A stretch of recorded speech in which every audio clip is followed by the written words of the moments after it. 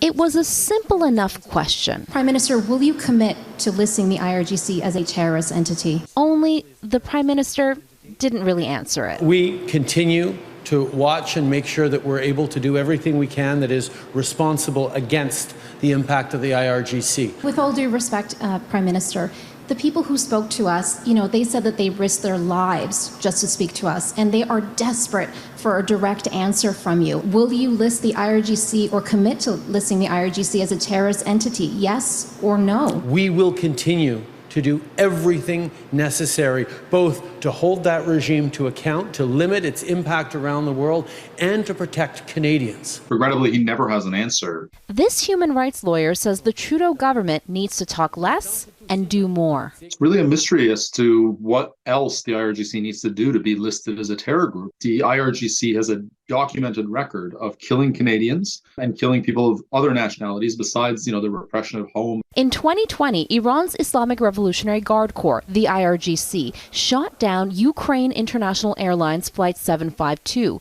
killing all 176 people on board, including 55 Canadians and 30 permanent residents. Just this weekend, Global News reported that there's evidence of upwards of 700 regime-linked people on Canadian soil. The Prime Minister has been promising to deal with them.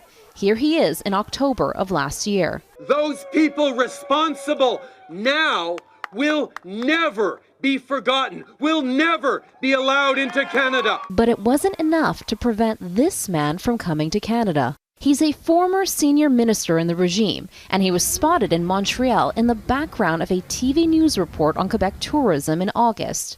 On his Canadian vacation, he reportedly threatened a Canadian citizen, Hamed Ismailioun. Ismailioun's wife and daughter were killed in the downing of Flight 752, and that former regime official? He was part of the same administration that killed Hamed Ismailioun's family. So how do people like him get in? There are major gaps in the system, gaps that a lot of regime officials are falling through. They're able to come to Canada and live comfortably. Those regime officials may be comfortable in Canada. People like Hamed Ismailioun, who came to Canada to escape them, aren't.